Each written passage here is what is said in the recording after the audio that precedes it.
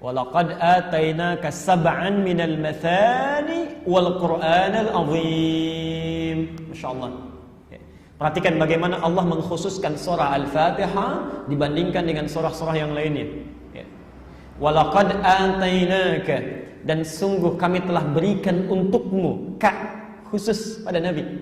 Ini pertanda bahwa surah ini, ayat Al-Fatihah ini, kandungannya tidak akan pernah ditemukan pada surah-surah sebelumnya yang diturunkan pada kitab-kitab sebelumnya.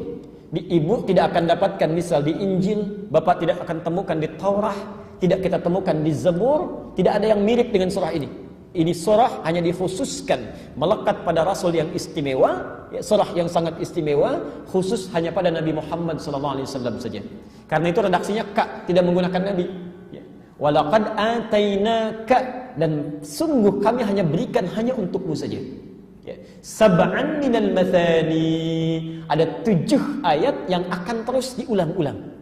Insyaallah. Jadi keistimewaan surah ini ada 2. Satu, di ayat ini disebutkan bahwa surah ini kandungannya tidak diturunkan pada kitab-kitab sebelumnya, tidak didapati.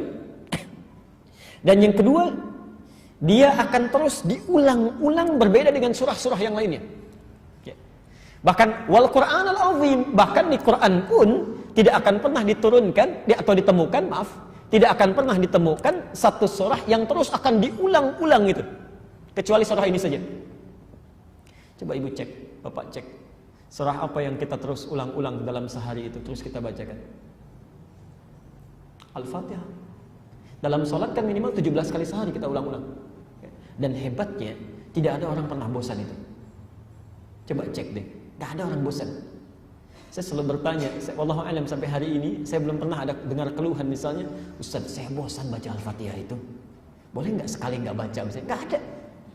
Coba lihat ya, kalau bukan karena Allah yang menurunkan berfirman tentang Al-Fatihah ini, tidak akan pernah ditemukan satu kitab pun, satu kalimat pun di muka bumi ini yang bisa dibaca berulang-ulang sampai 17 kali dalam sehari. Kecuali pasti bosan itu orangnya. Pasti bosan. Ya, Masya Allah. Jadi itu kemuliaan Al-Fatihah yang pertama. Jadi ayatnya berjumlah 7 ayat.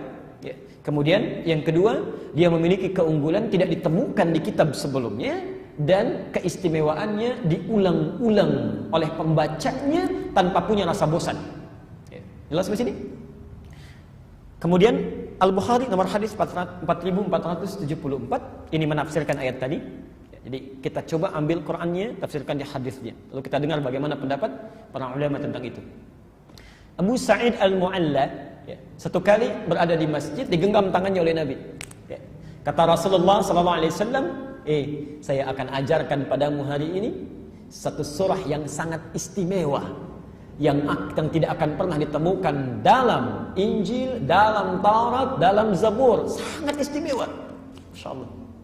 Lantas ketika akan keluar dari masjid, orang ini berkata, ya Rasulullah, bukankah anda akan ajarkan pada saya?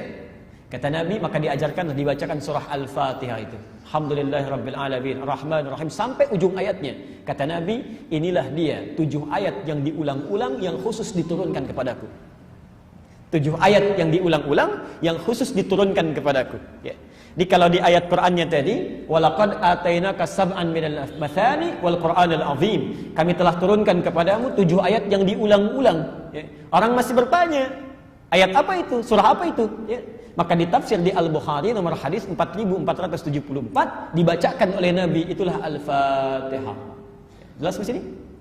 Kemuliaan yang pertama.